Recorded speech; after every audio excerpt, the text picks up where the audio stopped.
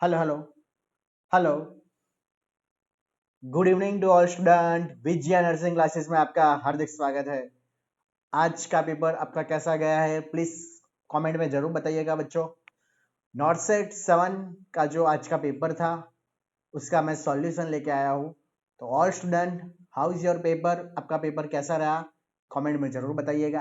तो चलिए शुरू करते हैं। ये सारे जो क्वेश्चन आज पूछे गए थे उसके आंसर वन बाय वन हम सीख लेते हैं। It's a very important. चलिए, पहला जो क्वेश्चन आपकी स्क्रीन के सामने दिखाई दे रहा होगा वो क्वेश्चन में क्या था बच्चों? Identify this image. क्या था बच्चों? Identify this image.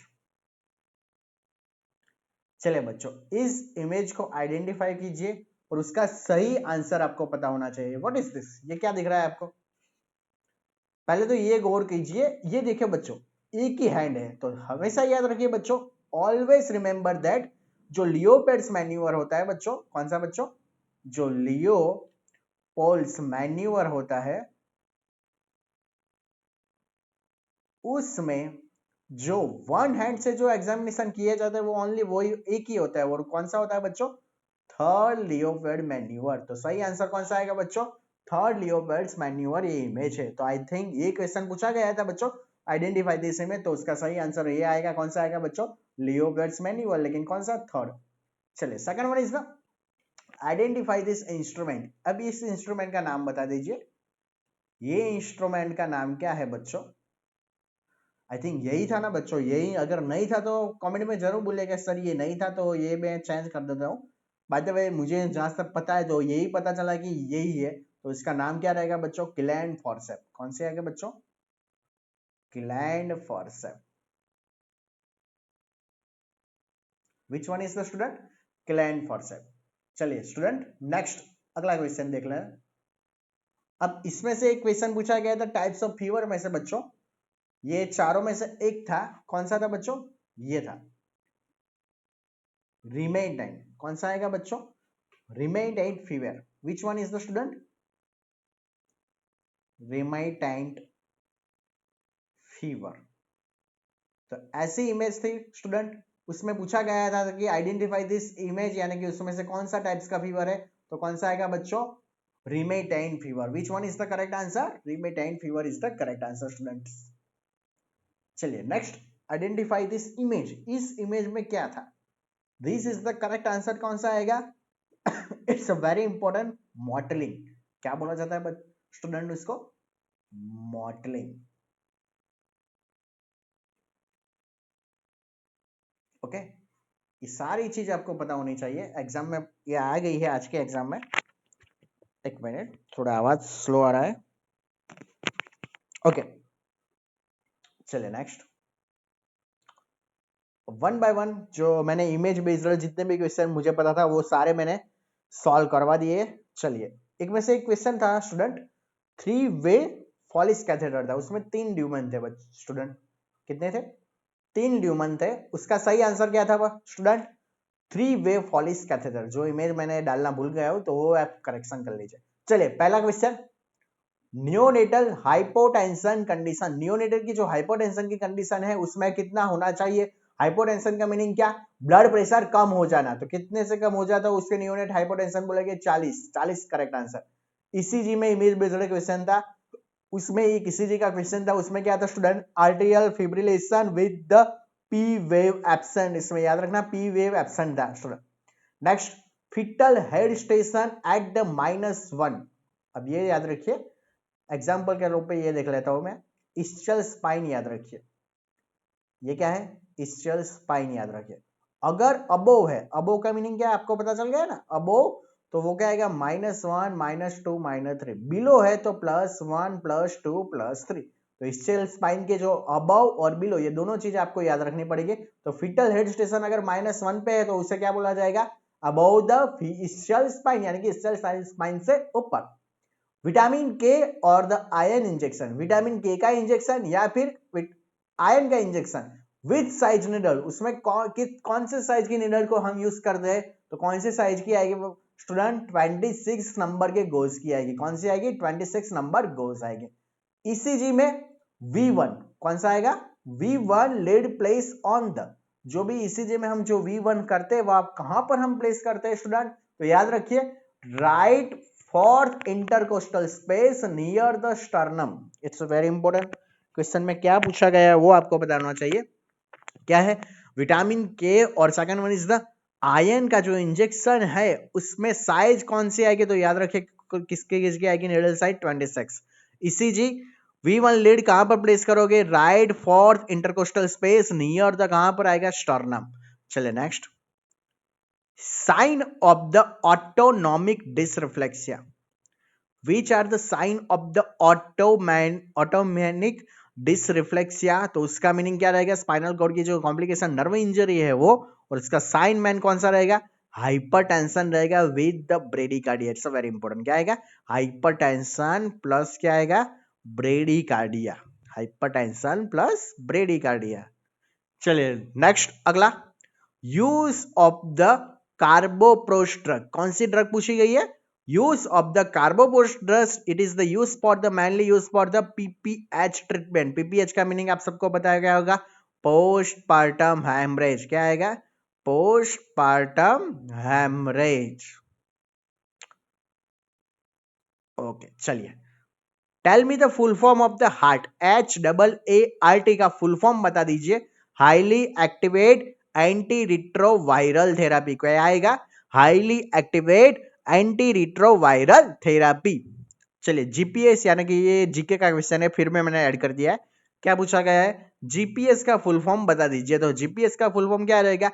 Global positioning system. कौन सा आएगा? Global positioning system. Next student, patient repeatedly done the hand washing. एक पेशेंट है वो रिपीटेडली एक ही एक्टिविटी बार बार करता रहता है, जैसे कि घर पे ताला मारा कि नहीं बार बार चेक करता रहता है, हैंड वॉशिंग कंटिन्यूस करता रहता है, या फिर अर्ली मॉर्निंग में सेविंग कंटिन्यू करता रहता है। तो ये कौन सा सिंबल है? तो याद रखिए student, it is the disease for the OCD. OCD का मीनिंग क्या? Obsessive compulsive disorder. एक ही चीज बार बार करना स्टूडेंट। नेक्स्ट, एक ऐसा पर्सन है वो क्या बिलीव करता है? That he is a king, यानी कि वो मानता है कि मैं ही किंग हूं, मैं महान हूं। और इसे क्या बोला जाता है? डेल्यूशन ऑफ द ग्रैंडियोसिटी बोला जाता है। क्या बोला जाएगा? डिल्यूशन ऑफ द ग्रैंडियोसिटी, यानी कि अपने आप को क्या मानना? महान मानना। क्या मानना? महान मानना। येलो, ग्रे और द ग्रीन डिस्चार्ज। कौन सा? येलो या फिर ग्रे या फिर ग्रीन डिस्चार्ज में भी इंडिकेट, उसको क्या इंडिकेट करेगा? Yeast yeast infection. और उसका नाम क्या आएगा? Candida albicans. Which is the correct answer? Candida albicans. यानी कि येलो, ग्रे और द ग्रीन कलर का अगर डिस्चार्ज हो रहा है तो वो क्या सजेस्ट करेगा? यीस्ट इन्फेक्शन, यानी कि कौन सा आएगा? Candida albicans. चलिए next, patient fear from A car driving. Patient को डर है स्टूडेंट, किसका? कार ड्राइविंग का, और उसकी वजह से वो डिप्रेशन में चला जाएगा। कंटिन्यू, सो विच थेरापी यूज्ड? तो उसमें याद रखिए, अगर ऑप्शन में सिस्टेमेटिक डिसेंसिटाइजेशन था तो ये आएगा, लेकिन अगर ऑप्शन में सीबीडी था तो सीबीडी हमारी फर्स्ट प्रायोरिटी रहेगी। क्लियर? हमारी फर्स्ट प्रायोरिटी कौन सी आएगी? सीबीडी आएगी। लेकिन वो अगर ऑप्शन में नहीं है तो हमारा आंसर क्या रहेगा? सिस्टेमेटिक डिसेंसिटाइजेशन टेक्निक है। उसमें क्या करेंगे? रिलैक्सेशन थेरापी का यूज करोगे, यानी कि पर्सन को बोलेंगे आप रिलैक्स हो जाइए और उसके लिए कुछ एक्टिविटी करवाएंगे।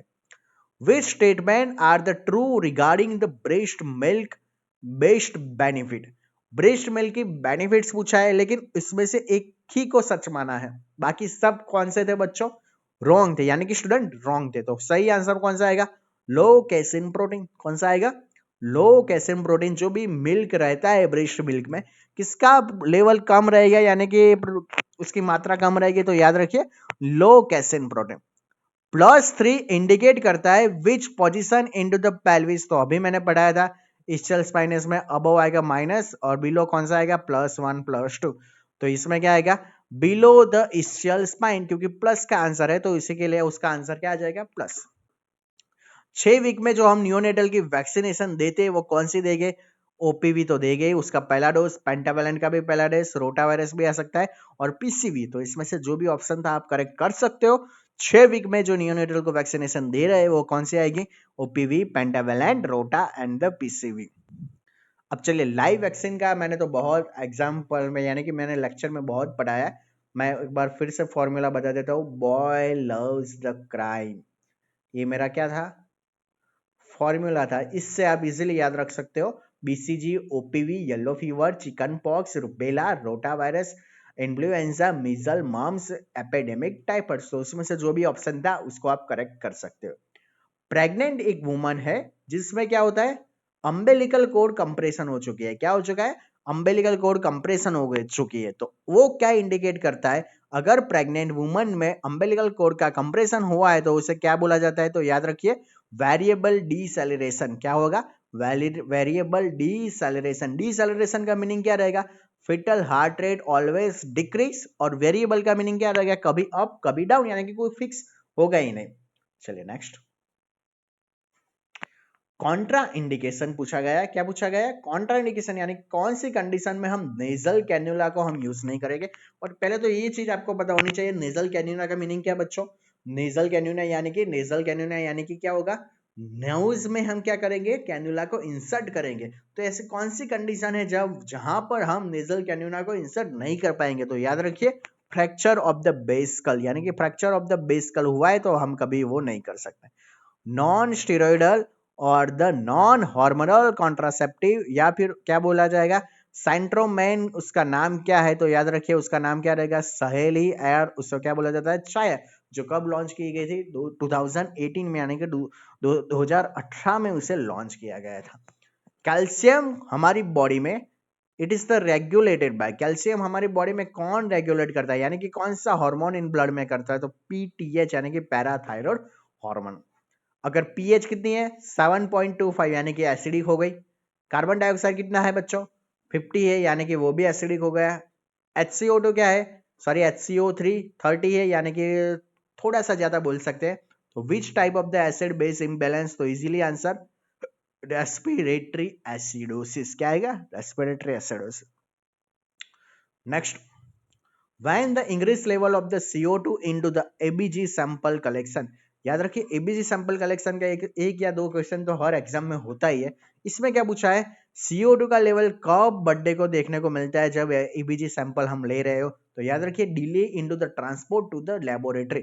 अगर देर से हम लेबोरेटरी में उसका रिपोर्ट भेजते हैं तो चांसेस क्या हो सकता है, डिले, अगर चांसेस क्या हो सकता है, increase the level of the CO2। Which drug essential for the checking by the two nurse, ऐसी कौन सी ड्रग है जिसमें टू नर्स को कंपलसरी चेक करने की जरूरत पड़ सकती है, तो कौन सी आएगी student, heparin. Vitamin A dose requirement at the 7 month age, अगर कोई बच्चा है या फिर कोई छोटा इन्फेंट या टोडलर है, अगर 7 मंथ में विटामिन की ए की डेफिशिएंसी की वजह से कुछ डिसऑर्डर हुआ है, तब हम विटामिन ए डोज देना पड़े तो कितना देना है, 2 लाख। सब बोल रहे थे 1 लाख आ सकता है, लेकिन सोचिए आप 1 लाख तो किसके लिए, रेगुलर बेस पे, किस बेस पे बात कर रहा हूं, रेगुलर। लेकिन अगर थेरापेटिक ट्रीटमेंट देनी है, थेरापेटिक ट्रीटमेंट हमें देनी है, तो विच one is the correct answer, I think 2 lakh is the correct answer. तो ये चीज आपको याद रखनी पड़ेगी। बाकी आपने जो भी आंसर किया आपको पता चल गया राइट या wrong. Next, which food item, ऐसी कौन सी फूड आइटम है जिसको हम अवॉइड करेंगे, किसमें, माओ इनहिबिटर में। तो याद रखिए चीज या टायरेमाइड कभी भी माओ इनहिबिटर वाले पेशेंट को हम नहीं दे सकते। नेक्स्ट, एब्लेटिव सर्जरी, कौन सी surgery, ablative surgery, it is the example of, यानी कि एब्लेटिव सर्जरी किसका एग्जांपल है, it is the example of the tumour removal, यानी कि ऐसी सर्जरी में हम क्या करते हैं, ट्यूमर को रिमूव करते हैं। चलिए एक एग्जांपल दिया था, insulin given dose is the 12 unit, यानी कि 12 यूनिट है, अवेलेबल है into the 40 unit, how much dose should be required, तो desire dose, available dose into ml, desire dose कितना है स्टूडेंट हमारा 12, नेक्स्ट अवेलेबल 40, उसको इंक्लूड कर दीजिए 1 ml, तो हमारा सही आंसर 3 × 10, मैंने ये काउंट किया, ये देखो, यानी कि 3/10, यानी कि सही आंसर कौन सा आएगा, 0.3 ml। ऐसे क्वेश्चन हर बार आते हैं डोजेस कैलकुलेशन को, तो ये कैलकुलेशन आपको पता होना चाहिए। चलिए next, mister Raju think, mister Raju क्या थिंक करता है, डॉक्टर सुरेश, जो डॉक्टर सुरेश है क्या है, as his the father figure and the wait for his approval and the disapproval, what is the condition. Simple सी बात है, जो पेशेंट है वो डॉक्टर सुरेश को अपना क्या मान लेता है, फादर मान लेता है कि नहीं, डॉक्टर सुरेश क्या है मेरे फादर है। तो ऐसे कंडीशन को मैं क्या बोलते हैं, ट्रांसफरेंस बोला जाता है। क्या बोला जाता है, ट्रांसफरेंस। लेकिन काउंटर ट्रांसफरेंस किसे बोला जाता है, उसमें उल्टा हो जाता है, नर्स पेशेंट को अपना फादर मानने लगता है। तो ये चीजें आपको पता होनी चाहिए, what you mean by the transference and what you mean by the counter transference. Posterior fontanelle का एग्जांपल क्वेश्चन पूछा गया था। Posterior fontanelle is the palpating during the examination into the pregnant lady on the left side of the abdominal। उस position का नाम बता दीजिए, क्या है। पोस्टीरियर फ्रंटानल पाल्पेट हो रहा है during the examination of the pregnant lady on the, कहीं कौन सी जगह पर, left side of the abdominal पर। कौन सी पोजीशन आएगी, तो सिंपल सा आंसर लेफ्ट साइड, यानी कि left occipital anterior. Symptom seen into the कौन से डिजीज कंडीशन में, एक्यूट पायलोनेफ्राइटिस। तो एक्यूट पायलोनेफ्राइटिस में कौन से सिम्टम मेन इंपॉर्टेंट रहते, तो याद रखिए, it is the costovertebral angle tenderness and the chills. जो ऑप्शन में था आई थिंक यही था, कौन सा आएगा, costovertebral angle and the tenderness and the chills. चलिए next, why should why should cricoid pressure be applied during the intubation procedure। Intubation की प्रोसीजर के दरमियान यानी कि दौरान हम क्रिकोड प्रेशर क्यों अप्लाई करते हैं, तो क्यों अप्लाई करेंगे, because the visualisation of the vocal cord के विजुअलाइजेशन के लिए हम क्या करेंगे, अप्लाई करेंगे। क्या अप्लाई करेंगे, क्रिकोड प्रेशर अप्लाई करेंगे। एक 5 साल का बच्चा है, उसमें क्या देखने को मिलता है, painless, lethargy and learning problem देखने को मिलता है। डायग्नोस्टिक हैज एनीमिया, एनीमिया है। Blood test show the macrocytic anaemia. This indicate, यानी कि किसके विटामिन की डेफिशिएंसी के लिए जो एनीमिया हुआ है, तो याद रखिए सिंपल सा आंसर था, कौन सा आएगा, कोबालैमिन, यानी कि विटामिन B12। चले नेक्स्ट, एक बहुत ही बढ़िया क्वेश्चन था ये क्वेश्चन बहुत ही अच्छा था। स्पुटम सैंपल, आप सभी को पता होगा स्पुटम सैंपल हम अर्ली मॉर्निंग ले रहे हो, लेकिन इस बार क्या क्वेश्चन पूछा, collect to the confirm the TB according to the DOTS. DOTS के अकॉर्डिंग हम कितनी बार स्पुटम के पॉजिटिव कंसिडर करेंगे कि नहीं इनको टीबी है, तो याद रखिए 3 सैंपल एटलीस्ट होने चाहिए, उसके बाद ही हम उसे कंसिडर करेंगे वो टीबी है। Baby born with the help of the forceps and the showing the asymmetrical mororeflexes, which flexes is the damage। Simple सा क्वेश्चन है, अगर asymmetrical mororeflexes देखने को मिलता है ना, तो याद रखिए always brachial plexus is the damage. आपको याद भी होगा क्लम के पालसी, याद है ना, Klumpke palsy, it's a very good example for this. अगर मोरो रिफ्लेक्सिस एसिमेट्रिकल है तो सीधी सी बात याद रखिए ब्रेकियल प्लेक्सिस में डैमेज होने की संभावना बढ़ जाएगी। चलो, बच्चे की एज 2 साल और 2 मंथ है, उसका वेट 15, सॉरी इस weight is the 7.5 kg, only 7.5 kg, it's a very low. What will be the type of the malnutrition, तो याद रखिए सीवियर वेस्टिंग। क्या आएगा, severe wasting is the correct answer.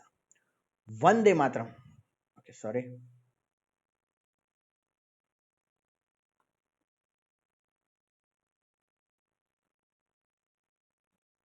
Okay चलिए। वंदे मातरम जो स्कीम है स्टूडेंट, लॉन्च कब की गई थी, यानी कि क्यों लॉन्च की गई थी, तो इसका सही answer ensure the maternal nutrition के लिए। A patient of the schizophrenia think the someone wants to kill me and want to run. Patient को ऐसा लगता है कोई मुझे मार के वो भाग जाएगा, तो वो कौन से टाइप का डेल्यूजन रहेगा, तो याद रखिए शक करने का जो डिल्यूजन रहता है वो क्या आएगा, डेल्यूजन ऑफ द परसेक्यूशन। क्या आएगा, delusion of the persecution. Next, चलिए next, Hutchinson teeth deafness is seen into the which disorder, तो याद रखिए कंजेनिटल सेफिलस में ये देखने को मिलता है। Patient administration by the O2 by the NRBM mask के द्वारा हम उसे O2 दे रहे हैं, कितना 15 litre. Not the reservoir bag collapse for the each breath. जो भी रिजर्व वायर बैग है वो क्या हो रही है, कोलैप्स हो रही है ईच ब्रीथ, तो उसका क्या रीजन हो सकता है, क्यों हो रहा है, या तो याद रखिए एज अ नर्सिंग रिस्पॉन्सिबिलिटी क्या आएगी, बिकॉज ये होने की संभावना क्यों है, leakage of the air. Air का लीकेज हो रहा है, उसी की वजह से क्या वो देखने को मिल रहा है, रिजर्व बैग में क्या देखने को मिलेगा, कोलैप्स मिल रहा है। नेक्स्ट, इन्फेंट है, उसमें improper heart electrical activity देखने को मिलती है। We are doing the CPR, what needed the more with this. CPR तो हमने दे दिया, फिर भी कुछ फर्क नहीं पड़ रहा है, तो लास्ट चांस हमारा क्या रहेगा, defibrillation. A patient is the attached to the ventilator. How will the nurse prevent the ventilator associated pneumonia? तो याद रखिए, providing the oral care it's a very important. कौन सा आएगा, providing the oral care is the perfect answer. A lady, एक lady है taking क्या ले रही है, disulfiram, and in a party she drink the wine and the get the nausea vomiting, what is this. तो सही आंसर क्या रहेगा, डाइसल्फिराम रिएक्शन। यानी कि डाइसल्फिराम अगर ड्रग ले रहा है कोई पेशेंट, तो उसका रिएक्शन में ये देखने को मिल सकता है, नोजिया वॉमिटिंग, और ये सारी चीज आपको देखने को मिल सकती है। चलिए, तो आई होप आपका पेपर कैसा रहा होगा, और जो मैंने आंसर बढ़ा है वो एक बार चेक जरूर कर लीजिए, और अपने पेपर से आप मैच कर लीजिएगा कि कितने आंसर सही है और कितने गलत, और कमेंट में मुझे जरूर से बोलेगा कि आपका पेपर कैसा रहा। तो मिलते हैं अगले लेक्चर में, तब तक के लिए धन्यवाद। और हाँ स्टूडेंट, जिपमेर का भी जो एग्जाम लिया था सैटरडे का, उसका भी मैं पेपर सॉल्यूशन कल लेके आ रहा हूँ, तो उसके लिए मैं कल मिलता हूँ। तब तक के लिए थैंक यू ऑल स्टूडेंट। और हाँ, मेरा जो रेगुलर क्रेश कोर्स चल रहा है वो तो चलता ही रहेगा, तो वो भी देखना मत भूलिएगा। Thank you all student.